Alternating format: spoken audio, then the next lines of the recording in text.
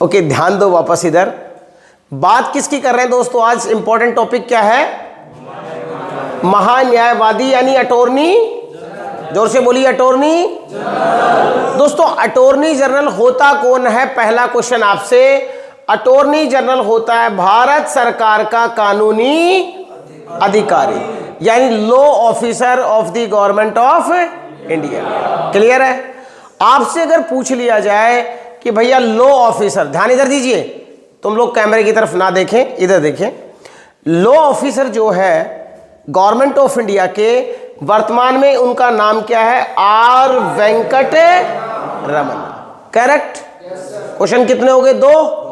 तीसरा क्वेश्चन आपसे पूछा जाएगा कि भारत के महान्यायवादी को संविधान में किस अनुच्छेद में जगह मिली हुई है? तो दोस्तों अनुच्छेद है कौन सा? आर्टिकल 70। बोलो यहां तक क्लियर है? तो कितने प्रश्न पैदा हो गए? 3। अब चौथा प्रश्न पैदा होता है, क्या अटॉर्नी जनरल संसद के किसी भी सदन में भाग ले सकते हैं? क्या भाग ले सकते हैं या ना? भाग ले सकते हैं, भाग, लेकिन वोट डालने का अधिकार नहीं है। वोट डालने का अधिकार, क्लियर है? वोट डालने का अधिकार क्यों नहीं है? क्योंकि वो संसद के किसी भी सदन, चाहे लोकसभा या राज्यसभा, उसके सदस्य नहीं होते हैं। बोलो क्लियर है? अगर मोदी जी को, भारत सरकार को कानूनी सलाह चाहिए तो वो किससे लेंगे?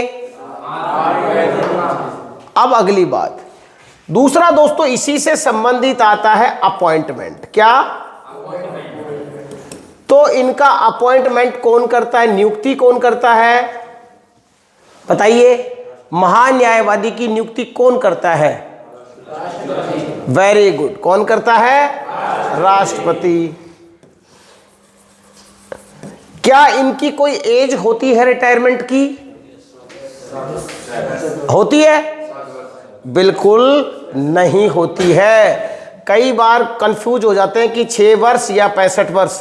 भाई ऐसा बिल्कुल भी नहीं है। यहां पे राष्ट्रपति जी की मर्जी तक ये क्या रह सकते हैं? अटॉर्नी जनरल रह सकते हैं। अब बात है कि इनकी जो काबिलियत है, काबिलियत यानी एलिजिबिलिटी क्या चाहिए? तो ये क्या है? Supreme court. क्या? सुप्रीम कोर्ट के जो जज की काबिलियत होती है, वही काबिलियत इनके अंदर होनी चाहिए। इसमें क्या काबिलियत होती है कि भाई 5 साल तक किसी भी न्यायालय के न्यायाधीश रहे हो, जज रहे हो, या फिर 10 साल तक क्या रहे हो? एडवोकेट रहे हो, अधिवक्ता रहे हो। ये बात क्लियर होगी। अब बात आती है दोस्तों अगली, अगर इनको प्राइवेट प्रैक्टिस करनी पड़े, क्योंकि ये क्या होते हैं? लॉ ऑफिसर तो है ही, तो ये कर सकते हैं कि नहीं कर सकते?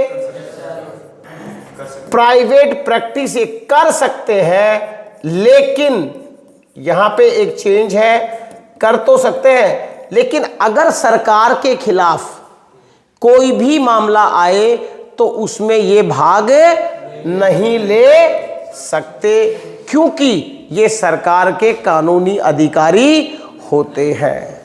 अगला क्वेश्चन आपके एग्जाम से संबंधित पूछा जा सकता है कि भाई बताओ पहले अटॉर्नी जनरल कौन थे? तो कौन बताएगा ये आंसर? ऑप्शन आपको दे देते हैं। Option A MC Sheetal ward. Clear? तो ऑप्शन क्या? आपको डायरेक्ट उत्तर ही दे दिया। MC शीतल वार्ड आपके क्या थे? पहले अटॉर्नी जनरल। अब आपसे मैं 5 क्वेश्चन पूछता हूं।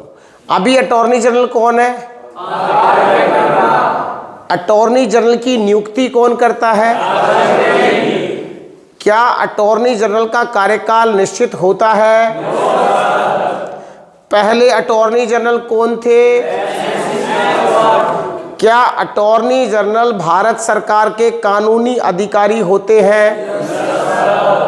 क्या अटॉर्नी जनरल लोकसभा या राज्यसभा में हिस्सा ले सकते हैं? क्या उनको वोट डालने का अधिकार है?